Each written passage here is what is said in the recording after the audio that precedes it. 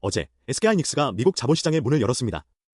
보도에 따르면 나스닥에서 미국의 특징서 거래를 시작하며 대규모 자금을 조달했다고 합니다. 정확히 말하면 한국 주식을 미국으로 옮겨 상장한 것이 아니라 미국 투자자로부터 직접 자금을 끌어올 수 있는 통로가 하나 더 열린 것입니다. 이것을 단순한 주식 뉴스로만 보면 정작 중요한 것을 놓칩니다. 진짜 의미는 인공지능 반도체를 확장하는 데 필요한 자금을 동원하는 힘이 그만큼 커졌다는 것입니다. 미국의 큰 투자자들이 SK하이닉스의 성장에 직접 베팅할 수 있게 됐다는 것은 앞으로 벌일 대규모 확장의 자금 기반이 그만큼 두터워졌다는 뜻이기도 합니다. 그리고 이 자금 동원력이 커진 SK하이닉스가 지금 세 곳에서 동시에 공장을 이야기하고 있습니다.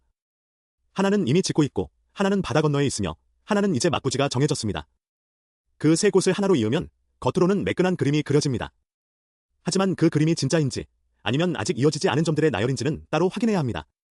오늘 우리가 던질 진짜 질문이 바로 거기서 나타납니다. 첫 번째 조각은 방금 본 미국의 돈입니다. 두 번째 조각은 용인입니다. 보도에 따르면 SK하이닉스는 용인에 4개의 팹을 세우는 인공지능 반도체 생산기지를 추진하고 있습니다. 세 번째 조각은 광주입니다. 광주 군공항이 옮겨갈 부지에 삼성전자와 SK하이닉스가 각각 2개씩 팹을 짓는 800조 원 규모의 클러스터 구상이 발표됐습니다. 미국의 돈, 용인의 공장, 그리고 광주의 다음 공장. 이 세 조각을 나란히 놓으면 하나의 그림이 그려지는 듯 보입니다. 자본이 들어오고 그 자본으로 공장을 지으며 다음 공장을 예약한다는 깔끔한 이야기입니다. 그리고 그 이야기가 사실이라면 그것은 지역에게 대단히 반가운 소식일 것입니다. 우리는 그 이야기가 사실이기를 진심으로 바랍니다. 하지만 여기서 한 가지를 분명히 해야 합니다. 이 세 조각을 잇는 자금에서는 아직 공개된 자료로 확인되지 않았습니다. 반가운 이야기일수록 그것이 근거 위에 서 있는지 먼저 확인해야 합니다. 그래서 우리는 그림을 단정하는 대신 질문을 합니다. 광주는 정말 다음 공장입니까? 아니면 아직 발표문 속의 공장입니까? 그래서 첫 번째로 물어야 할 것은 돈의 시간표입니다. 미국에서 조달한 자금은 어디에 쓰입니까? SK하이닉스가 공장을 이야기하는 곳은 한 곳이 아닙니다. 청주가 있고, 용인이 있고, 미국 인디애나가 있으며, 이제 광주가 있습니다. 이 여러 곳 가운데 우선순위는 무엇입니까? 그리고 광주에 지어질 2개의 팹은 새로 더해진 투자입니까? 아니면 기존 계획을 이곳으로 옮겨오는 것입니까? 투자 집행은 언제부터 시작됩니까? 지금 확인되는 자료만으로는 미국에서 끌어온 자금 가운데 얼마가 광주에 배정됐는지 분명하지 않습니다. 미국 상장은 글로벌 인공지능 인프라와 공장 확장을 위한 자금 기반이라는 설명이 있지만 그 자금이 광주 투자와 직접 연결됐다는 자금표는 아직 별도로 확인해야 합니다. 이 비어있는 연결고리가 사실 이 영상의 중심입니다. 우리는 없는 선을 있다고 그리지도 있을 선을 없다고 지우지도 않습니다. 자본은 발표를 따라 움직이지 않습니다. 자본은 언제나 우선순위와 수익을 따라 정해진 순서대로 움직입니다. 그래서 발표된 규모보다 먼저 확인해야 할 것은 그 자본이 어떤 순서로 어디에 배정되는가입니다. 그래서 우리는 미국의 돈이 광주로 온다고 말하지 않습니다. 다만 그 자금의 사용처가 지역이 확인할 수 있는 공개된 표 위에 놓여야 한다고 말합니다. 세 조각 가운데 용인은 이미 눈에 보이게 움직이고 있습니다.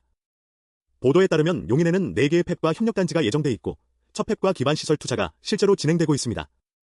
SK하이닉스는 오히려 속도를 높여 네 번째 팹의 완공 목표를 2033년으로 앞당겼다고 설명한 것으로 전해집니다. 용인은 차세대 메모리와 인공지능 반도체를 위한 글로벌 생산기지로 설계되고 있습니다. 여기에 청주와 미국 인디애나의 투자까지 더하면 그림은 더 커집니다. 중요한 것은 이것입니다. 용인은 이미 진행 중이라는 시제로 말할 수 있습니다. 그렇다면 광주는 지금 어떤 시제로 말할 수 있습니까? 그렇다면 광주는 무엇을 맞습니까?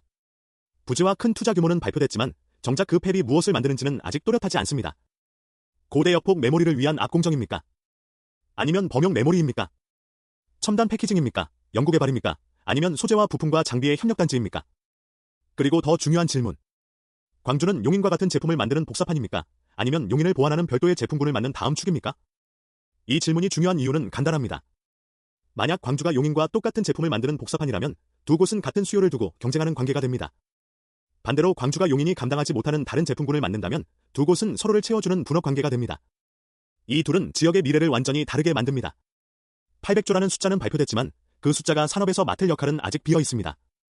규모는 크기이고 역할은 방향입니다. 크기만으로는 그 공장이 어디로 갈지 방향을 알 수 없습니다.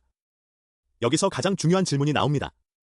용인의 4개 팹과 광주의 2개 팹은 같은 투자 주머니를 나눠 쓰는 관계입니까? 아니면 인공지능 메모리 수요가 워낙 커서 둘 다 반드시 필요한 관계입니까? 만약 둘 다 필요한 것이라면 정부와 기업은 그 근거가 되는 수요 전망을 공개해야 합니다.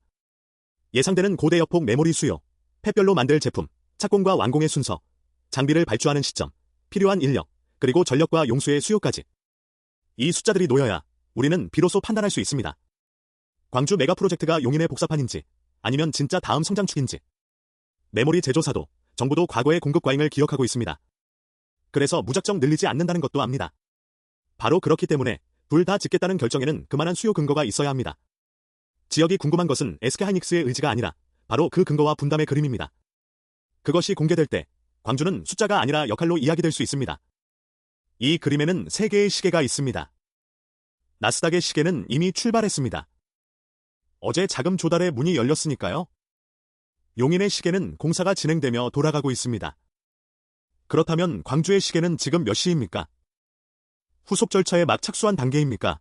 아니면 아직 출발선에 서 있습니까? 사실 SK하이닉스가 돌리는 시계는 셋보다 많습니다.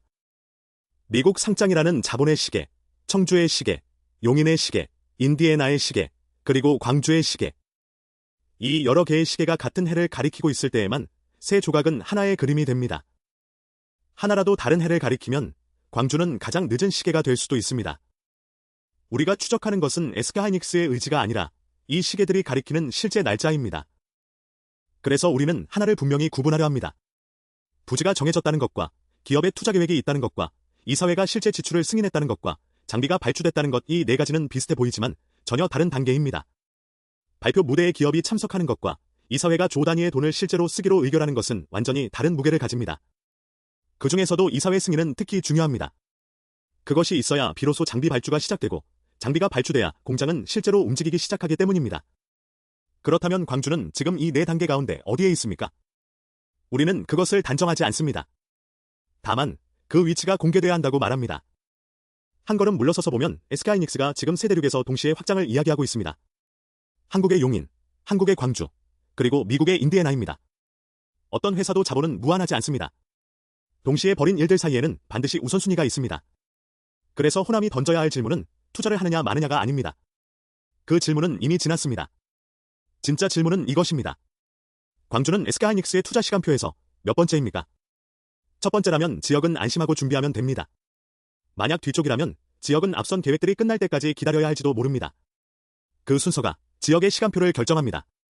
오해는 마십시오. 우리는 투자를 의심하는 것이 아니라 약속의 크기가 아니라 자금이 실제로 움직이는 날짜를 확인하려는 것입니다. 투자를 하겠다는 의지는 이미 발표됐습니다. 우리가 확인하려는 것은 그 의지가 몇 번째 순서로 언제 집행되느냐입니다. 의지는 방향을 말하지만 순서와 날짜는 현실을 말합니다. 그래서 우리는 비난이 아니라 공개를 요청합니다. 지역이 반대해서가 아니라 이 사업이 반드시 성공하기를 바라기 때문입니다. 정부와 광주시와 전라남도 그리고 SK하이닉스에게 던지는 질문은 모두 8가지입니다. 이 8가지의 답이 채워지는 순간 광주는 발표문 속 숫자에서 실제 산업의 좌표로 옮겨갑니다. 답이 비어있는 동안에는 우리는 계속 물을 것입니다. 그것이 이 사업을 응원하는 가장 구체적인 방법이기 때문입니다. 자, 이제 하나씩 묻겠습니다. 제품군은 무엇입니까? 착공 양산 연도는? 팹별 투자액은? 용인과 역할 분담은? 미국 자금의 사용처는? 이사회 승인 시점은? 인프라 투자 주체는? 철의 지연 시 장치는? 정리하겠습니다. 어제 SK하이닉스는 미국에서 자금을 끌어오기 시작했습니다. 용인에서는 이미 공장을 짓기 시작했습니다. 그리고 광주에는 공장을 약속했습니다. 여기까지는 발표되고 보도된 사실입니다. 그러나 그 사실들을 잇는 하나의 자금 시간표는 아직 지역이 확인하지 못했습니다. 그래서 이제 호남이 확인해야 할 것은 약속의 크기가 아닙니다. 800조라는 숫자의 크기가 아니라 그 자금이 실제로 움직이는 날짜입니다. 상장은 끝났습니다. 부지도 정해졌습니다. 남은 하나의 질문은 광주의 투자일이 정확히 언제인가입니다. 그 날짜가 공개될 때 광주는 비로소 발표문 속 공장이 아니라 진짜 다음 공장이 됩니다. 상장은 끝났습니다. 부지도 정해졌습니다. 광주의 투자일은 언제입니까?